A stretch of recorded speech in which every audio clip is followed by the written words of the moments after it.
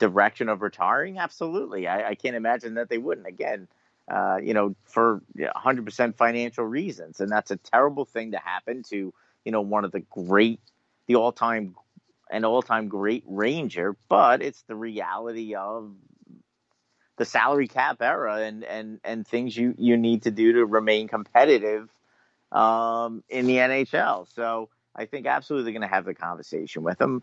Having said that, we've obviously have discussed the goalie situation a lot on the podcast, and I think the best scenario for them would be to go forward with Shesterkin and Georgiev as a just dynamic young goaltending tandem going forward in this rebuild. Having said that, having Lundqvist as a mentor for Shesterkin for this upcoming year, Lundqvist's final year, isn't the worst situation either.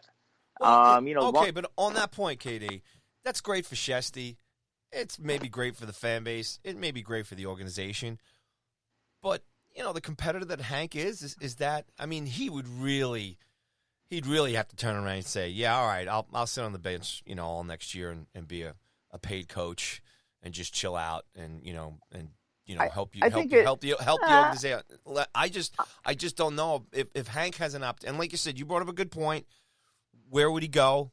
Who would need him? Who would want him? I mean, there's still a lot of time to go between then too. But I just find it very hard that Hank would just say, "Yeah, I'll sit on the bench for you guys for another year. I didn't play much this last year. I'll do it," because that's the kind of guy I am. I just don't see it.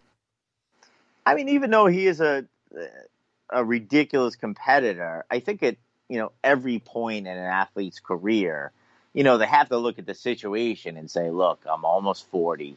We got this young, dynamic goaltender coming in, and he's going to see the writing on the wall." So, he's always been, he's always done what's right for this organization, and put the organization first, and blood, sweat, and tears for this organization, the fan base, the Ranger logo, whatever you want to say. So, I think that if he's in a position to help this team, I think he will. And I think he can look at again, that situation and say, look, I can mentor this guy. I'm going to play, a role. Maybe I get, whatever it is, 25, 30 starts. It'll be a sort of swan song season, and the Rangers will celebrate him at any chance they can get. And maybe he's into that. So I think the Rangers can, if they're having a tough time with him, which I don't see happening, but I think that they could present that to him. And I think that's an attractive option for him. If the Rangers feel as though trading Georgiev, and maybe getting a prospect or some picks, helps them in the rebuild, and then keeping Lundqvist as the sort of mentor for Shesterkin for this final year of his contract, I think Lundqvist can be talked into that and being happy in that situation. Yeah, I just think, and maybe I'm just leaning, I really am. I think I'm honestly leaning more towards maybe how a good percentage of the fan base feels that it might just, we need to, if we're going to do this rebuild thing, move on and everything else. And I get it. I think now the goalie thing really becomes this albatross now that the season's done, now that they're out, and the break, yes, and COVID messed a whole bunch of stuff, messed it up for everybody and everything else. But I guess this is the yo-yo with this thing, this team, this organization right now, because they gave us a taste of how good they can play. And when they're winning and all that other stuff, you're really not even thinking about Hank, right? You're not even thinking about the goaltending situation. Because like you said, when Shesty went on the 10-2 run, you weren't even really thinking about it. All you were thinking about was, hey, next year we'll have to figure out what's going on, but it's a good vibe. But now it's, and this gets back to what I was saying on Monday night. I thought I saw a lot of bad habits that they had, they kind of regressed. They went backwards. And again, you brought it up earlier. That's going to be the big thing to watch for whenever they get back to camp, whenever they start playing again. and how this team goes forward, because it can't stay the same. And I think when you're doing a rebuild, and I think one of the main reasons, like me and you, it's hard to believe, a summer ago, reached out to each other and said, hey, you want to do a podcast together about this team and this organization? And knowing, yes, it's a rebuild, and we do have to be patient. And, yes, we didn't think they were going to make the playoffs. We didn't know this was going to happen, but they got there.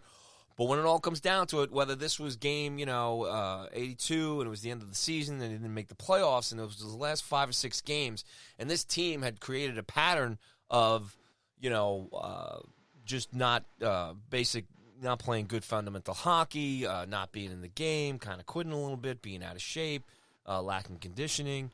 It probably would have been the same kind of vibe. But now moving forward, and it's still unknown, and like I said, you can just project as much as you want. But I'm getting the feeling now, I guess, and this team has brought me there, I guess. Not only these last 3 games, but also the season 2 is like I'm sitting there watching, just seeing Hank on the bench, just, everybody looks miserable. It's like we can't have that next year. What if it does go south, like the first 20, 25 games next year, or whenever the season starts, or whatever the hell happens? Do we want to sit there and look through all that stuff? It's almost like and I think maybe you said it earlier. Hopefully the team sits down. I think the organization needs to kind of just cut loose here and do this thing. It's only going to be JD's second year and everything else, and Quinn's another issue we can talk about too. But I just think with Hank, man, I as much as I love him, and it must be great to have him as a mentor and everything. I think he's got to go. Well, he has to. We all have to let go.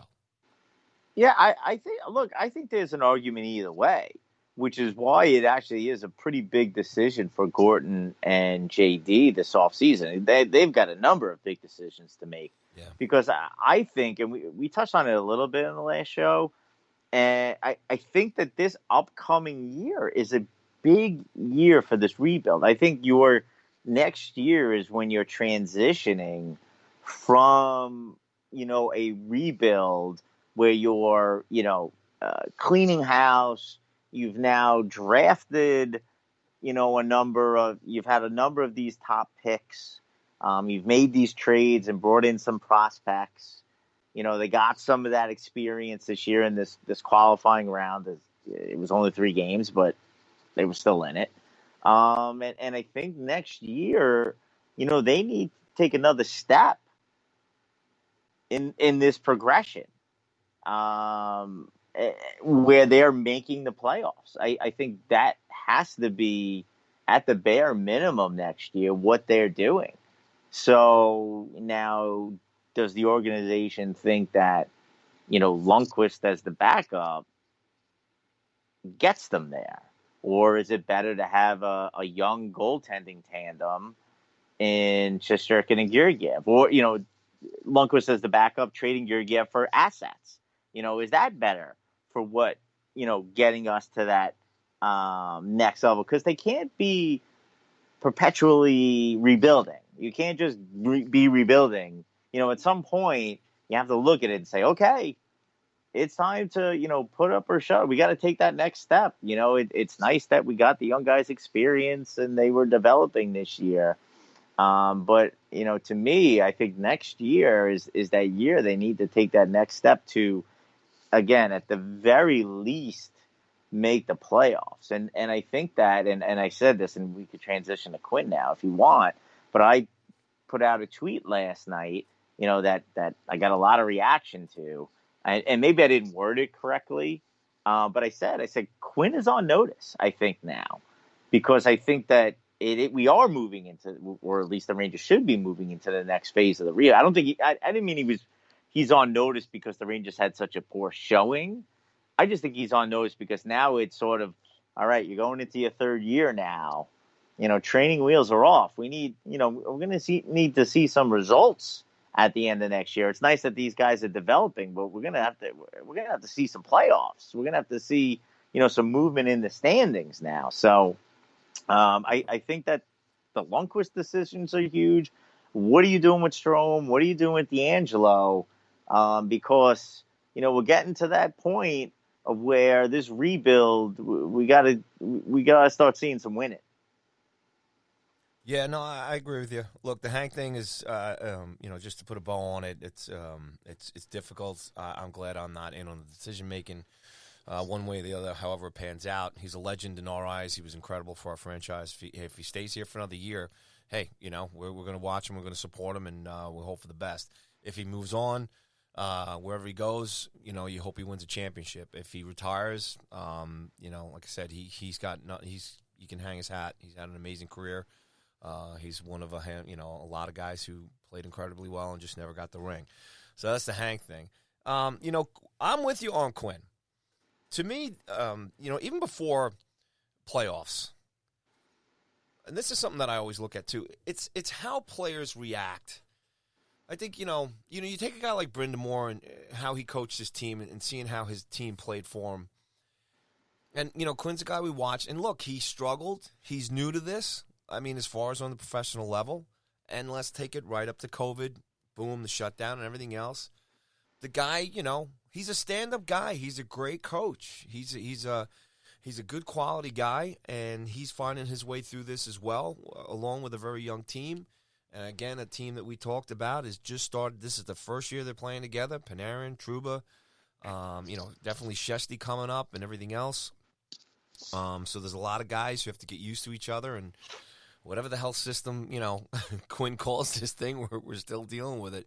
But to me, the big thing is, and I think this is where JD and Gorton will be watching for, and when it always comes down to, if a team can't continue to want to run through the wall, and I think that's why the third period really, as far as Quinn's concerned, for me, that's what's kind of scary, because if they weren't in shape, or if they were not conditioned, or if it wasn't there for them, to continue to at least, try and get back in the game. I mean, it was really frustrating and embarrassing to watch, yes. But long story short on Quinn, for me,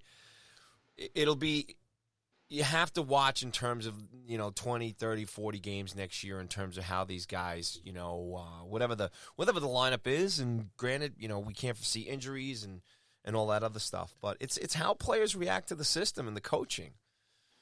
So, to me, the red flag is I thought in these 3 games, minus the first 2 periods yesterday, that they went backwards. And they fell into old habits. To me, that's on coaching. Not knowing to give your stick to certain guys during certain game, to me, it's coaching. Or it's Stahl. Love the guy too, but you got to move on. It's got to be done. But, definitely Quinn gets the reins next year. I think they give him a chance, but yeah, I agree with you that he's on the hot seat. Not so much, just for general, you're angry at the team, so to say. I think you have to watch, and I don't think franchises today don't really have the time. We talk about rebuild. You can just go through just recently in terms of coaching changes. San Jose brings DeBoer in for a couple of years. They go to Cup Finals. Boom, they fire him. A year later, the Vegas, I can't remember. It's terrible. I can never remember his name. But the coach from Vegas, they give him 1 year. He takes him to the finals, and he gets fired. Now, DeBoer goes to Vegas. So, the transition for coaching and patience among teams right now is really not there. And I don't know if, if Quinn, if they just show the same consistent, bad habits and everything else, and he can't get it from that, then that's where JD and Gorton are going to look, hey, these are some great assets here, not only for the guys that we have, but for the morale of the veterans that are here, the guys that we do have signed long-term, and for the guys that are coming up from the farm team. And if he can't connect the two, and it's nothing against Quinn as a great human being, and I wouldn't be able to do it. I mean, like I said, as far as experience and all that stuff, I don't know what that's like, and I give him so much credit for that. But for a professional hockey team, and like I said, he's got experience as far as college hockey and everything. He's been around the game his whole life. I think that's what the organization's got to look for. And if the players don't grasp it, and you can't get scoring and from the guys up front, and you can't develop those guys, those back-end guys like Kako and Hedel, and if you can't get production from these guys, then you got to get somebody in there that's going to get them. That's going to get production out of these guys. But this is way, way down the road. I agree he's on the hot seat. Just like I thought, at the beginning of the year, he was on the hot seat and everybody went crazy on us. I just think, like I said, you got to watch how a guy coaches his team.